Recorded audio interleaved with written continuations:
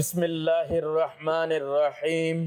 حضرت محمد صلی اللہ علیہ وآلہ وسلم نے فرمایا، فجر کی نماز کے بعد یہ سورت پڑھا کرو۔ اگر آسمان سے بارش مانگو تو برس پڑے گی، اگر دشمنوں پر فتح مانگو تو مل جائے گی، اگر رزق مانگو تو خزانے کھل جائیں گے، شفا مانگو تو شفا مل جائے گی۔ وہ سورت یہ ہے۔ محترم ناظرین، آج کا وظیفہ نماز فجر کے بعد ایک ایسی سورت پڑھنے کا وظیفہ ہے کہ اگر آپ یہ سورت پڑھ کر جو بھی دعا مانگیں گے آپ کی دعا ضرور قبول ہوگی۔ اگر آپ کی کوئی حاجات ہیں، کوئی خواہشات ہیں تو وہ بھی پوری ہو جائیں گی۔ یہ سورت پڑھنے پر اگر آپ آسمان سے بارش مانگو گے تو اللہ تعالی رحمت کی بارش برسائے گا۔ اگر دشمن پر فتح مانگو گے تو دشمن زیر ہو جائے گا، اور اگر آپ رزق مانگو گے تو اللہ تعالی رزق کے ایسے خزانے کھول دے گا اور آپ کو وہاں سے رزق عطا کرے گا جہاں سے آپ کے وہم و گمان میں بھی نہ ہوگا۔ یہ سورت پڑھنے سے بیماروں کو شفا مل جاتی ہے۔ یہ اللہ تعالیٰ کی پسندیدہ سورت بھی ہے، اور فجر کی نماز کے بعد پڑھنے سے اس کے فضائل اور بھی بڑھ جاتے ہیں۔ محترم ناظرین، کیا آپ نے کبھی زندگی میں ایسا لمحہ محسوس کیا ہے جب دل کے اندر کی بے چینی، آنکھوں کے آنسو اور سینے کا بوجھ ایک ساتھ نکلنے کو تڑپ رہا ہو؟ جب آپ کے سامنے راستے بند ہو جائیں، دروازے مقفل ہو جائیں اور دعائیں جیسے آسمان تک پہنچنے سے پہلے ہی واپس لوٹ آئیں، ایسے وقت میں انسان سوچتا ہے کہ شاید اب کوئی سہارا نہیں رہا۔ لیکن اللہ تعالیٰ کے خزانوں میں کبھی کمی نہیں آتی۔ وہ رب جو کن کہتا ہے تو ناممکن کو ممکن بنا دیتا ہے۔ اس نے قرآن پاک میں اور اپنے محبوب صلی اللہ علیہ وآلہ وسلم کی زبان مبارک سے ہمیں ایسے ایسے اعمال سکھائے ہیں جو پہاڑوں جیسی مشکلات کو لمحوں میں ختم کر دیتے ہیں۔ آج میں آپ کو ایک ایسا وظیفہ بتانے والا ہوں، ایک ایسی سورت، ایک ایسا وظیفہ جس کی تاثیر کا تصور بھی آپ کے رونگٹے کھڑے کر دے گا۔ یہ وظیفہ کوئی عام ذکر نہیں بلکہ یہ قرآن پاک کی ایک چھوٹی سی سورت پر مشتمل ہے جس کا وزن الفاظ میں چھوٹا مگر معنی میں زمین و آسمان سے بھی بڑا ہے۔ سورت اخلاص۔ آپ اسے بچپن سے سنتے آ رہے ہیں، نماز میں پڑھتے آئے ہیں، بچوں کو یاد کرواتے آئے ہیں، لیکن شاید آج تک اصل روحانی طاقت سے واقف نہ ہوئے ہوں گے۔ یہ وہ سورت ہے جو توحید کا اعلان ہے، اللہ کی یکتائی کا اعلان ہے، اور مومن کے دل میں اللہ تعالیٰ کی محبت کو مضبوط کرنے والی ہے۔ ذرا تصور کریں، آپ فجر کی نماز ادا کر کے مسنون اذکار کے بعد بیٹھتے ہیں اور پھر سورہ اخلاص کی مخصوص تسبیح کو پڑھنا شروع کرتے ہیں۔ جیسے ہی آپ قل ھو اللہ احد کی پہلی صدا لگاتے ہیں، دل کی دھڑکن بدلنے لگتی ہے۔ آپ کو محسوس ہوتا ہے کہ کوئی غیبی سکون آپ کے اندر اتر رہا ہے، جیسے فرشتے آپ کے ارد گرد اتر رہے ہیں۔ آپ کا یقین مضبوط ہونے لگتا ہے کہ اب دعا قبولیت کے دروازے پر دستک دے چکی ہے۔ یہ صرف میرا یا آپ کا خیال نہیں بلکہ اس عمل کے بارے میں قرآن و حدیث میں ایسی بشارتیں موجود ہیں کہ اگر آپ بارش مانگیں تو آسمان سے بارش برسے گی، دشمن پر فتح مانگیں تو اللہ کی مدد نازل ہوگی، رزق کی دعا کریں تو زمین و آسمان کے خزانے کھل جائیں گے، اور اگر شفا مانگیں تو رب شفا دینے والا آپ کی بیماری کو ایسے مٹا دے گا جیسے وہ کبھی تھی ہی نہیں۔ حضرت محمد صلی اللہ علیہ وآلہ وسلم نے سورت اخلاص کے بارے میں فرمایا کہ یہ قرآن پاک کی 1/3 کے برابر ہے۔ اس کا مطلب ہے کہ اس کی فضیلت اور ثواب اتنا عظیم ہے کہ گویا آپ نے قرآن کا 1/3 حصہ پڑھ لیا۔ پھر سوچئے، جب آپ اسے ایک مخصوص تعداد میں ایک خاص وقت پر اور پورے یقین و اخلاص کے ساتھ پڑھتے ہیں تو اس کے اثرات کیسے ہوں گے۔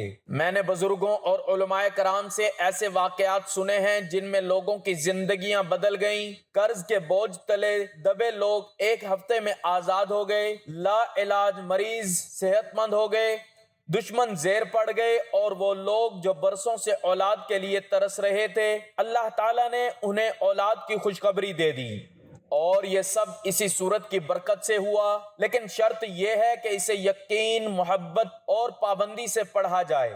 فجر کا وقت روحانی طور پر بھی خاص اہمیت رکھتا ہے۔ دن کے آغاز پر جب فرشتے اعمال لے کر اللہ تعالیٰ کے حضور حاضر ہوتے ہیں، تب آپ کی یہ سورت اور آپ کی دعائیں براہ راست آسمان کی طرف جاتی ہیں، اور یہی وہ لمحہ ہوتا ہے جب اگر آپ کے دل میں کوئی حاجت ہے تو وہ اللہ تعالیٰ کے سامنے رکھی جائے اور اس کے دروازے پر دستک دی جائے۔ آج میں آپ کو اسی ذکر کا مکمل طریقہ، اس کے فضائل اور اس سے جڑی قرآنی اور حدیثی دلائل کے ساتھ ساتھ کچھ ایسے مستند واقعات سناؤں گا جو آپ کے دل کو ہلا کر رکھ دیں گے۔ یہ کوئی سنی سنائی بات نہیں بلکہ اللہ تعالیٰ کے کلام کی طاقت کا زندہ ثبوت ہے۔ اگر آپ چاہتے ہیں کہ آپ کی زندگی سے تنگ دستی، بیماری، دشمنی اور مایوسی ہمیشہ کے لیے ختم ہو جائے، اگر آپ چاہتے ہیں کہ آپ کی دعائیں بغیر رکاوٹ کے عرش الہی تک پہنچیں، اور اگر آپ چاہتے ہیں کہ آپ کے دل میں اللہ تعالیٰ کی محبت اور یقین کا چراغ ہمیشہ روشن رہے، تو یہ ویڈیو آپ کے لیے ہے۔ آخر تک دیکھیے، کیونکہ جو راز میں آپ کو بتانے والا ہوں وہ آپ کی زندگی کو بدل سکتا ہے۔ محترم ناظرین، قرآن مجید کے سمندر میں بے شمار صورتیں اپنی اپنی شان رکھتی ہیں، مگر کچھ صورتیں ایسی ہیں جو اپنے اندر غیر معمولی فضیلت اور طاقت سمیٹے ہوئے ہیں۔ ان میں سب سے نمایاں اور منفرد صورت ہے سورت اخلاص۔ یہ محض 4 مختصر آیات پر مشتمل ہے، مگر اس کا پیغام اتنا ہے کہ یہ ایمان کی بنیاد کو مضبوط کر دیتی ہے۔ سورت اخلاص میں اللہ تعالیٰ اپنی یکتائی، بے نیازی اور صفات کاملہ کا اعلان فرماتا ہے۔ قُلْ هُوَ اللَّهُ أَحَدٌ اللَّهُ الصَّمَدُ لَمْ يَلِدْ وَلَمْ يُولَدْ وَلَمْ يَكُنْ لَهُ كُفُوًا أَحَدٌ۔ ترجمہ، کہہ دو کہ وہ اللہ ایک ہے، اللہ بے نیاز ہے، نہ اس نے کسی کو جنا نہ وہ جنا گیا، اور نہ کوئی اس کا ہمسر ہے۔ یہ آیات ہمیں اللہ کی صفات توحید کا واضح درس دیتی ہیں۔ یہ سورت ہر طرح کے شرک، وہم اور گمراہی کا خاتمہ کرتی ہے۔ صحیح بخاری کی روایت میں ہے کہ نبی کریم صلی اللہ علیہ وآلہ وسلم نے فرمایا، قُلْ هُوَ اللَّهُ أَحَدٌ قرآن کے 1/3 کے برابر ہے۔ اس کا مطلب یہ ہے کہ سورت اخلاص کے الفاظ اور مفہوم اس قدر جامع ہے کہ گویا آپ نے قرآن کا 1/3 حصہ پڑھ لیا ہو۔ حضرت عائشہ رضی اللہ تعالی عنہا بیان کرتی ہیں کہ ایک صحابی ہر نماز میں سورت اخلاص پڑھتے تھے۔ جب لوگوں نے وجہ پوچھی تو انہوں نے کہا کہ یہ سورت رحمان کی صفت بیان کرتی ہے اور مجھے یہ پسند ہے۔ نبی کریم صلی اللہ علیہ وآلہ وسلم نے فرمایا، اس کی محبت اسے جنت میں لے جائے گی۔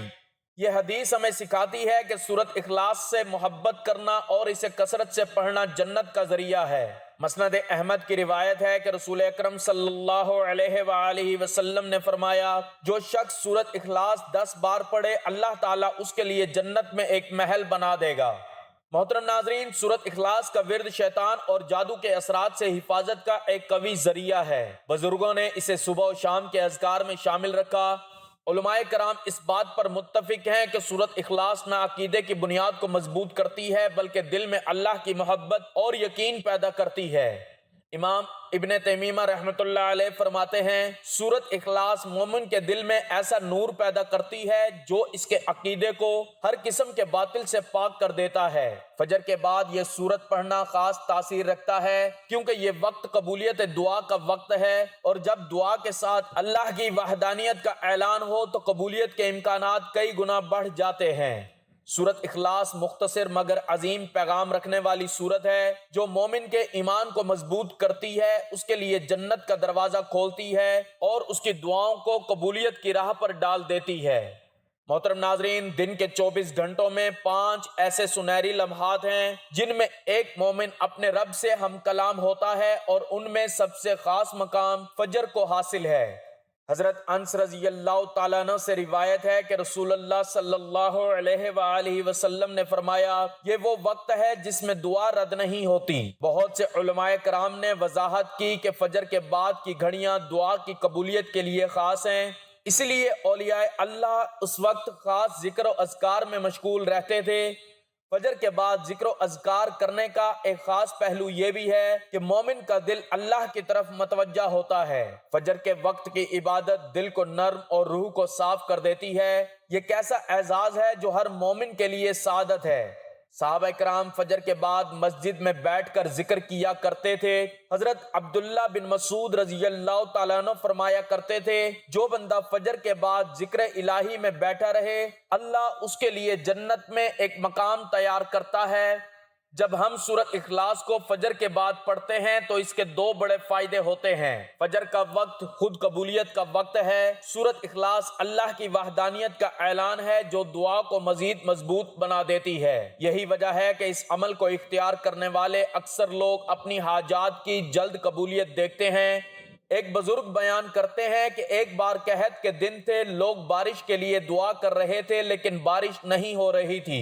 ایک شخص نے فجر کے بعد سورۃ اخلاص کی مخصوص تسبیح پڑھ کر دعا کی اور اس کی دعا ختم ہوتے ہی آسمان پر بادل چھا گئے اور بارش برسنے لگی۔ لوگوں نے کہا یہ اس تسبیح کی برکت ہے۔ نبی کریم صلی اللہ علیہ وآلہ وسلم نے فرمایا، جس نے دن میں 100 مرتبہ قل ہو اللہ احد پڑھی، اس کے خیر کے 70 دروازے کھول دیے جاتے ہیں۔ محترم ناظرین، یہ حدیث اس بات کا اشارہ ہے کہ سورۃ اخلاص ہر حاجت، چاہے وہ رزق ہو، بارش ہو یا شفا کے لیے دعا کی قبولیت کا ذریعہ بن سکتی ہے۔ حضرت عائشہ رضی اللہ تعالی عنہا سے روایت ہے کہ جب رسول اللہ صلی اللہ علیہ وآلہ وسلم بیمار ہوتے تو معوذتین اور سورۃ اخلاص پڑھ کر اپنے اوپر دم کرتے اور ہاتھ پھیرتے۔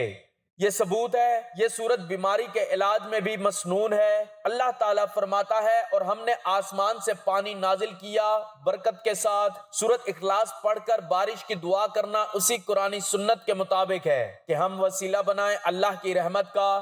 قرآن میں ہے، اللہ مومنوں کا دوست ہے، وہ انہیں اندھیروں سے روشنی کی طرف نکالتا ہے۔ محترم ناظرین، سورۃ اخلاص کا ورد دشمن کی سازشوں کے اندھیروں سے نکلنے اور فتح پانے کا ذریعہ ہے۔ جو اللہ تعالیٰ پر بھروسہ کرے وہ اس کے لیے کافی ہے۔ سورۃ اخلاص اللہ تعالیٰ پر توکل کا سب سے بڑا اعلان ہے اور توکل رزق کے دروازے کھول دیتا ہے۔ ناظرین، دنیا میں بے شمار اذکار اور وظائف ہیں، لیکن ان میں سب سے زیادہ مؤثر اور طاقتور وہی ہوتے ہیں جو قرآن و سنت سے ثابت ہوں اور اللہ تعالیٰ کے محبوب بندوں نے انہیں آزمایا ہو۔ سورۃ اخلاص کی تسبیح انہی اعمال میں سے ایک ہے۔ یہ محض الفاظ کا مجموعہ نہیں بلکہ ایمان، یقین اور محبت الہی کا اعلان ہے، اور جب اسے فجر کی نماز کے بعد پڑھا جائے تو اس کا اثر کئی گنا بڑھ جاتا ہے۔ سورۃ اخلاص کو کثرت سے پڑھنے کی فضیلت نبی کریم صلی اللہ علیہ وآلہ وسلم کی کئی احادیث سے ثابت ہے۔ خاص اوقات میں پڑھنا جیسے فجر یا عصر کے بعد اہل علم کے نزدیک دعاؤں کی قبولیت کے اسباب میں سے ہے۔ یہ وظیفہ دراصل ذکر قلب اور ذکر لسان کا امتزاج ہے۔ زبان پڑھتی ہے، دل یقین کرتا ہے اور اللہ کا نور انسان کے وجود میں اترتا ہے۔ ہر عمل کی قبولیت کی بنیاد نیت پر ہے۔ رسول اللہ صلی اللہ علیہ وآلہ وسلم نے فرمایا، اعمال کا دار و مدار نیتوں پر ہے۔ اس وظیفے سے پہلے دل میں پختہ نیت کہ یہ ذکر صرف اللہ کی رضا اور اپنی جائز حاجات کی تکمیل کے لیے، نہ کہ محض آزمائش یا دنیاوی دکھاوے کے لیے۔ وظیفہ شروع کرنے سے پہلے دل میں یہ نیت کریں کہ یا اللہ، میں یہ سورۃ اخلاص تیری رضا کے لیے پڑھ رہا ہوں یا پڑھ رہی ہوں، اور اپنی حاجات، مسئلہ، رزق، شفا، بارش، دشمن پر فتح تیرے سامنے رکھتا ہوں۔ ناظرین، وقت کی نزاکت کو مد نظر رکھتے ہوئے چلتے ہیں وظیفے کی جانب۔ آپ نے سب سے پہلے نماز فجر ادا کرنی ہے۔ نماز فجر ادا کرنے کے بعد آپ نے حضور پاک صلی اللہ علیہ وآلہ وسلم کی خدمت اقدس میں درود پاک کا نذرانہ پیش کرنا ہے۔ ایک بار ثواب کی نیت سے میرے ساتھ بھی درود پاک پڑھ لیجئے گا۔ اللہم صلی علی محمد وعلی آل محمد کما صلیت علی ابراہیم وعلی آل ابراہیم انک حمید مجید۔ اللہم بارک علی محمد وعلی آل محمد کما بارکت علی ابراہیم وعلی آل ابراہیم انک حمید مجید۔ درود پاک پڑھنے کے بعد آپ نے ایک تسبیح سورۃ اخلاص کی پڑھنی ہے۔ بسم اللہ الرحمن الرحیم، قل هو اللہ احد اللہ الصمد لم یلد ولم یولد ولم یکن لہ کفوا احد۔ ایک تسبیح سورۃ اخلاص کی پڑھنے کے بعد آپ نے اللہ تعالیٰ کے مبارک ناموں کی ایک تسبیح پڑھنی ہے۔ آپ نے یا وہاب، یا رزاق، یا کریم. ان تین ناموں کو ملا کر پڑھنا ہے تو ایک شمار ہوگا. آپ نے ان تین ناموں کی ایک تسبیح پڑھنی ہے. یہ دو تسبیح پڑھنے کے بعد آپ نے ایک تسبیح استغفر اللہ کی پڑھنی ہے اور پھر دوبارہ درود پاک پڑھنا ہے جو شروع میں پڑھا تھا.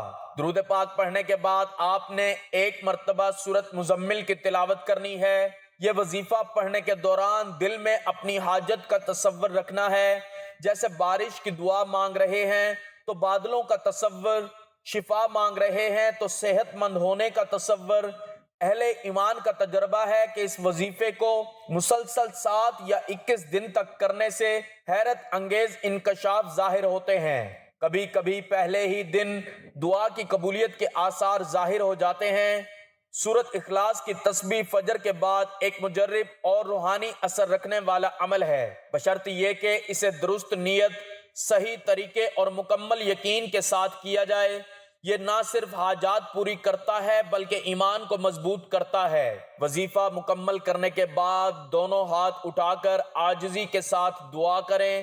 دعا میں پہلے اللہ کی حمد و ثنا بیان کریں، پھر نبی کریم صلی اللہ علیہ وآلہ وسلم پر درود بھیجیں اور آخر میں اپنی حاجت مانگیں. دعا میں یقین رکھیں کہ قبولیت ابھی ہوگی.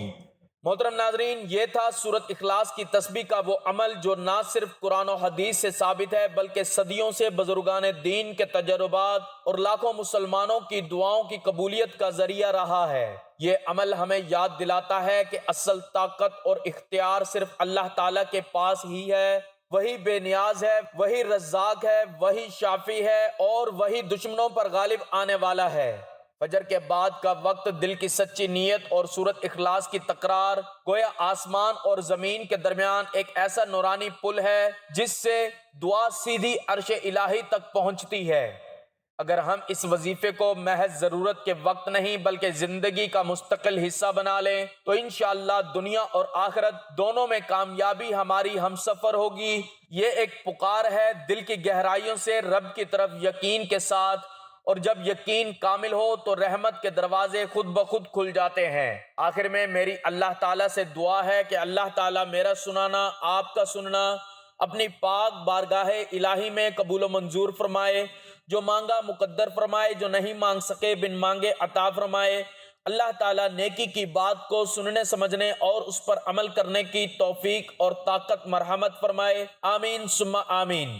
ناظرین، آپ سے گزارش ہے کہ اپنے رزق میں برکت، اپنے رزق میں وسعت اور کشادگی کے لیے اللہ تعالیٰ کے 99 ناموں میں سے کوئی ایک نام لکھ کر کمنٹ سیکشن میں ضرور شیئر کریں. اللہ تعالیٰ ہم سب کا حامی و ناصر ہو. آمین. مجھے بھی دعاؤں میں یاد رکھیے گا. جزاک اللہ خیرن کثیرا.